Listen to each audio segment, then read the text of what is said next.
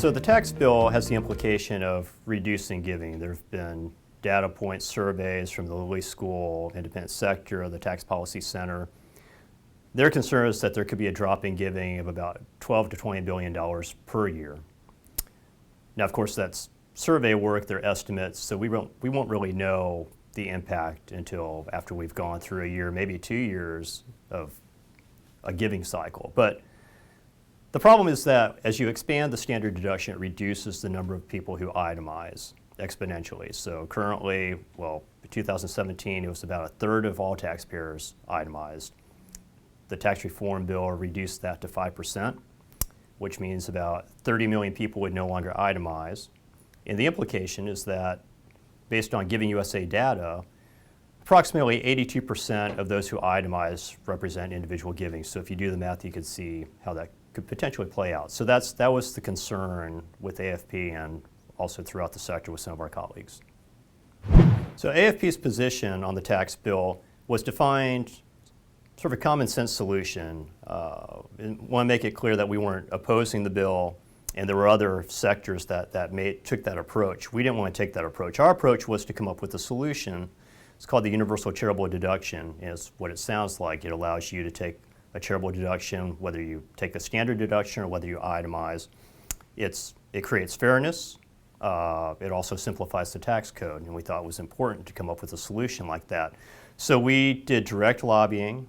We also had calls to action for our members, and we also lead a group called the Charitable Giving Coalition. I chair that group. It's composed of Independent Sector, a Council on Foundations, AHP, CASE, United Way, sort of you name it, they're on board. It's 200 some odd plus organizations, and we worked in concert both with direct lobbying, grassroots efforts, and then also media. We did a lot of outreach to media.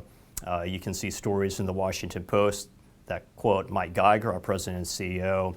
I was quoted in a Nonprofit Times article, and then Mike and I were both quoted in a Fast Company article. So it's sort of a tiered approach. We were trying to make sure that there was a lot of awareness, there was a lot of education, and we did see some success in that we saw bipartisan members of Congress supporting a universal charitable deduction.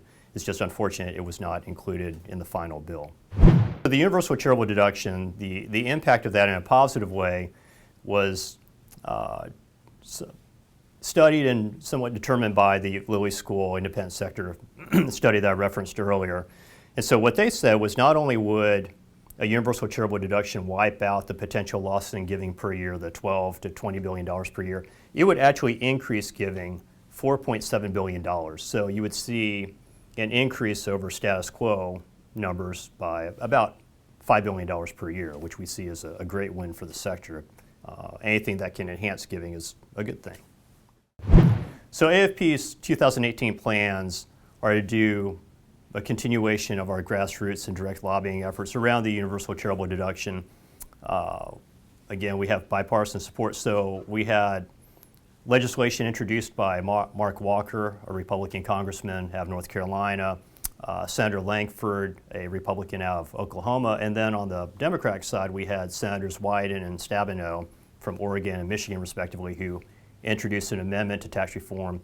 So we'll reach out to those individuals, their staff teams, and others and try to garner support for the universal charitable deduction. At the same time, we'll be calling upon our members to reach out to them as well as constituents, and we'll also call upon our members to obtain data points to get a sense of our giving level is changing throughout 2018. We saw an uptick in charitable giving at the end of 2017. We'll be curious to see how that impacts the end of 2018, and actually throughout all of this year, it'll be important for our colleagues, our AFP members, to kind of track giving levels, compare them to 2017, and see if there are any differences. It's so critically important for AFP members to get involved in grassroots lobbying because they represent the broad spectrum of voice across the country. It is you that the members of Congress listen to. It's important for them to hear from you. And so we'll be doing calls to action. We provide turnkey opportunities, whether it's making calls, whether it's a letter writing campaign, an email campaign. We do e-letters. We'll provide all of that to you, be on alert for calls to action. But it's really you as members who have the greatest voice, who have the greatest impact. and you can really move the needle. We've had successes in the past. The IRA rollover was made permanent.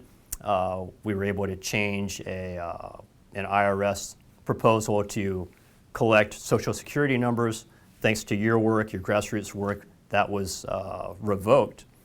And so we've had a number of successes, and we can have success this year. We just need to hear from you. So thank you for all that you do, and we look forward to working with you in 2018.